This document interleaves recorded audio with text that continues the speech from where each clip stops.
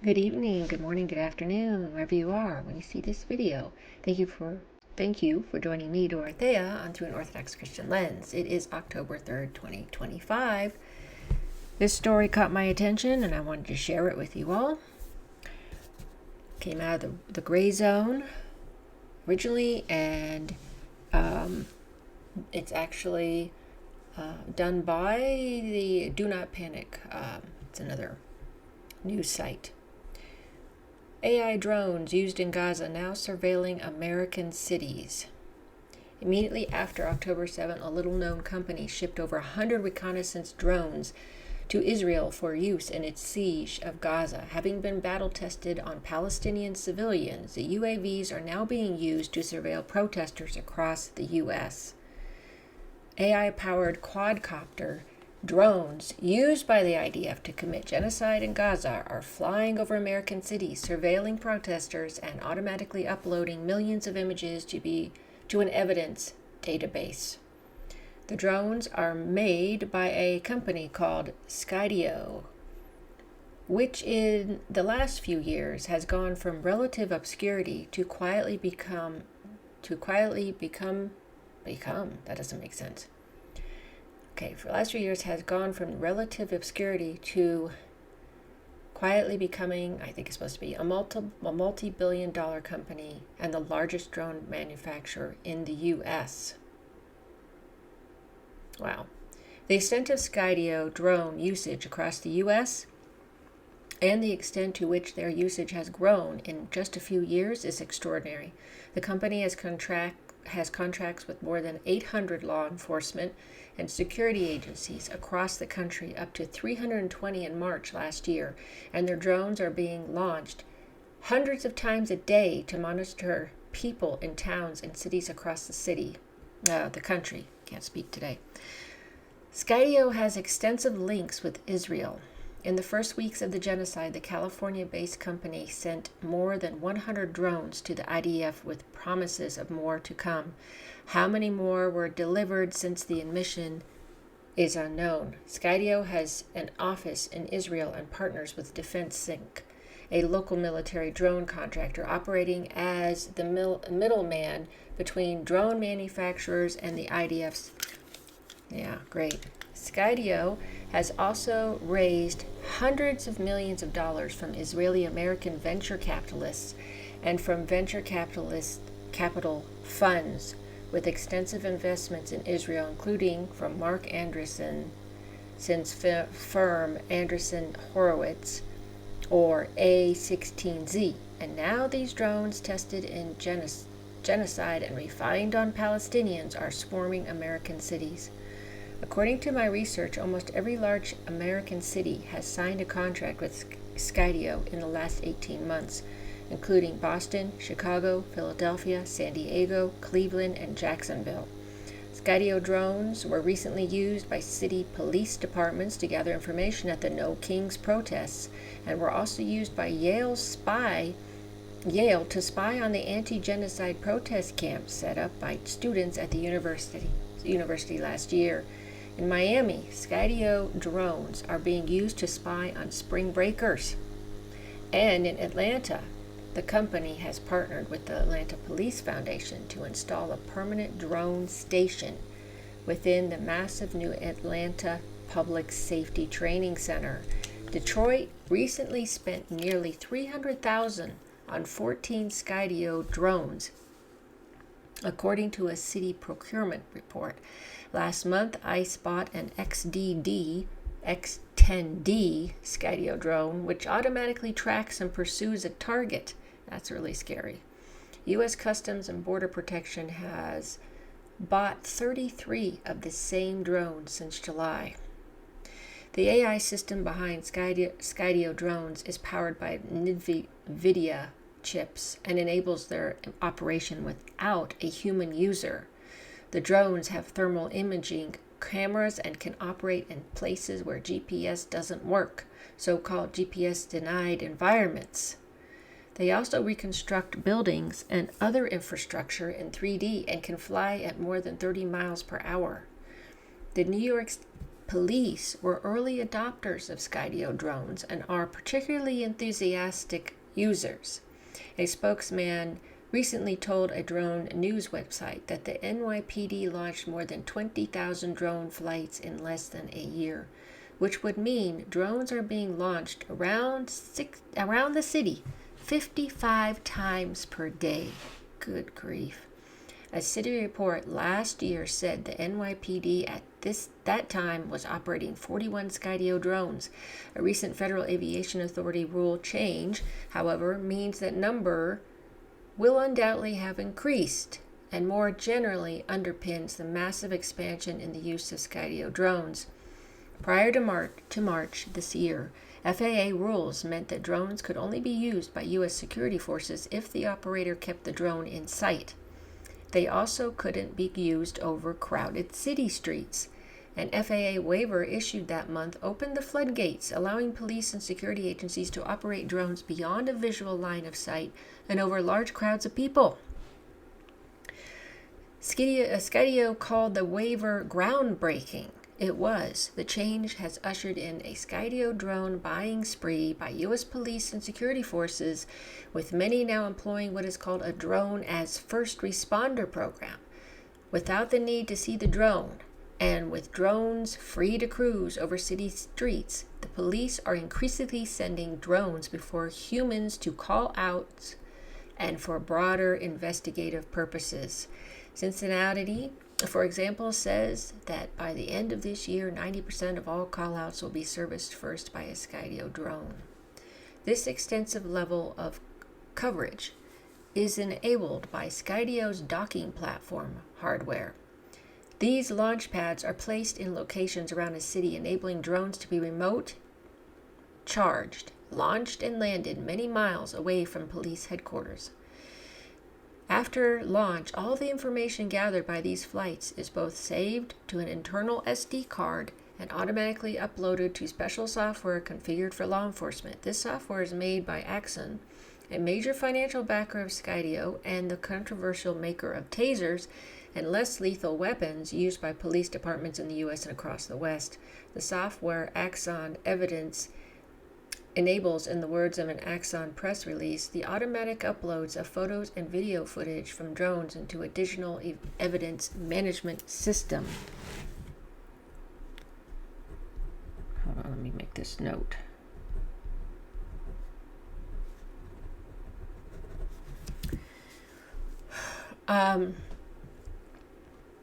Axon's equipment is also central to Israel's infrastructure of apartheid, with the company providing body cameras and tasers to Israeli police forces and prison guards who routinely torture Palestinians.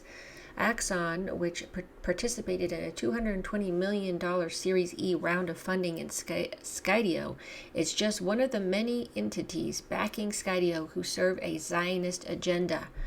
Skydio's first investor in 2015 was Andreessen Horowitz, A16Z, which provided $3 million of seed capital to the three-man team behind the drone maker.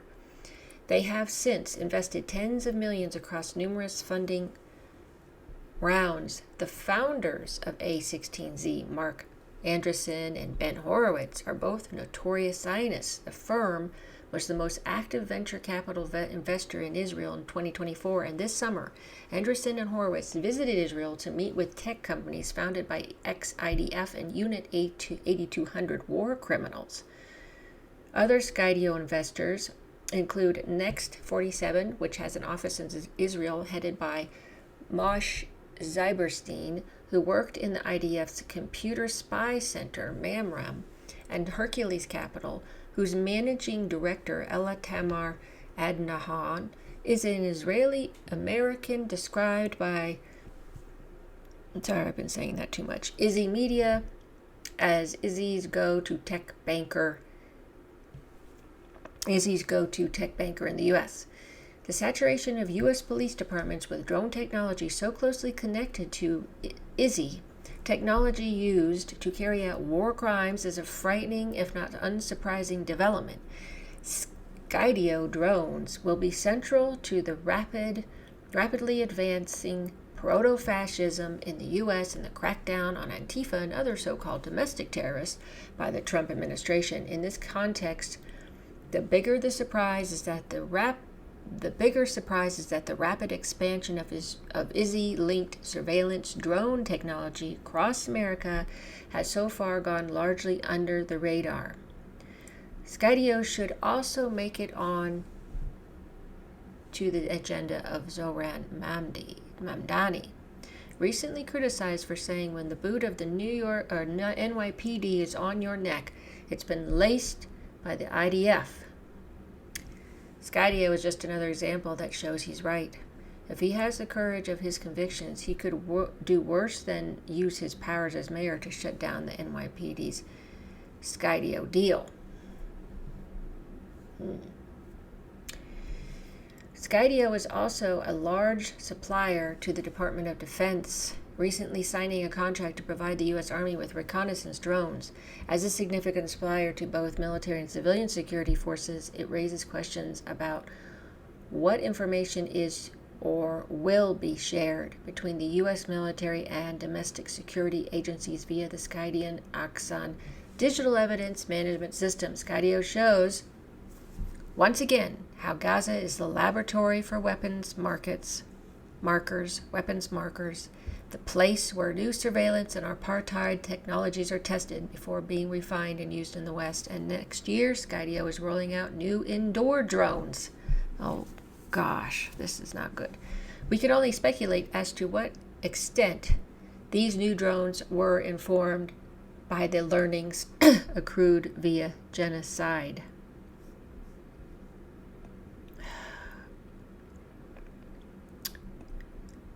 Okay, well, I have some thoughts on all of this. It reminds me of 1984, the book from George Orwell, where there's those little things flying around looking inside Winston's room in his house, his apartment. It reminds me of dystopian movies or books that have drones flying around in the cities. Even ones with weapons. And how do we know that won't be next? This whole crackdown thing, it just reminds me, it's like they want to make sure they get all this stuff out on their own citizens. I saw a poll the other day. What do you think this means, or that means? And somebody said, well, this is just to set up the upcoming uprising. And you know that, as we know, elders and saints have talked about a civil war or uprising in America. And like I said, that's what they said, and their visions are true. It's just things can change through our prayers, okay? I'm just giving this information that, this could all be in preparation for knowing the backlash that's going to happen with the citizens in America here, in my country, especially since SNAP's been, is just shut down. The government is still shut down. And by the way, I don't think the Congress people should be being paid either. They're not out there working. And so they do this to the people, but they also should not be getting paid. I still think a nationwide strike for all the workers out there, not gonna that are furloughed or laid off, or cannot work the ones that are working with no pay, they need to strike and not work. That'll wake everybody up. Those who expect everything, the higher ups. But anyway, it does sound Orwellian. It sounds sci-fi, dystopian, apocalyptic. Not really great. And setting us up for this, it could be a setup for this uprising or civil war, short-lived civil war. as far as I've listened to and read. The indoor ones is what really got me thinking of, like I said, the 1984 book, but that's really, really dangerous. I do recall reading about a couple months ago, there was a drone that followed a doctor in Gaza, in it might have been in the West Bank, but I think it was in Gaza. He was going back to his home, and that drone followed him all the way home. And once he went into his house with his family, the house was blown up. And that was extremely, to me, that was just so evil. So evil. And I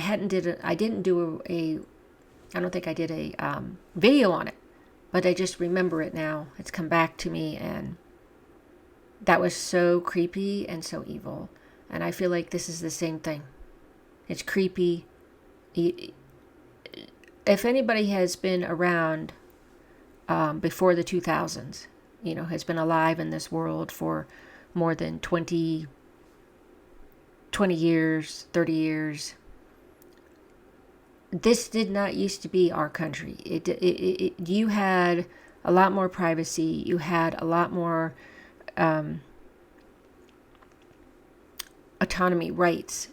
You weren't being surveilled. All of this kind of started with, to me, I think it started with the Patriot Act, but then, when Edward Snowden came out about the surveilling, that was a big deal. And this all culminated, and it just continued to get worse over these years. And I just remember a time when, my dad used to say this, back when America was a free country. It was kind of funny listening to him, but he would say that. Or he would say, back when I was a kid, when dinosaurs were roaming the earth, or when the earth's crust was cooling. He had a great sense of humor. But it was much more free during the times before all of this surveillance state stuff. So, and the fear of the identity theft. I just saw a friend on Facebook that's gone through that.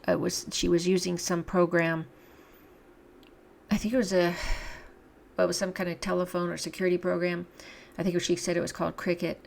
And boy, the things that they can do with that, I mean, really terrible. Changing your getting into your accounts, changing your passwords so that you can't even get into your own accounts. I mean, it was really scary. There's a lot of things like this that are going around that aren't good. And I think that the issue with these digital IDs, it's probably going to make it easier, obviously, for surveillance, for finding out everything about you. And I mean, they already know. I mean, we all know that. But this whole article just seems like a dystopian movie. Even though we know it's real. And God knows if any weapons are going to be, they're going to put some kind of drones with weapons up there someday. You don't know. You don't know. It's not a good development, of course. But what did we expect? It to be less? No, not at this time, unfortunately. Anyway, I hope you got a lot out of that report. Share your thoughts on it if you have any. It is very concerning. And so, share your thoughts if you'd like. Thanks so much for watching. Thanks so much for following my channel. And, well, I will be back maybe tomorrow. Or not maybe tonight, but probably, not tonight probably, but hopefully in the next day. But, again, thanks for your support. If you found this informative, share it with others. Until next time.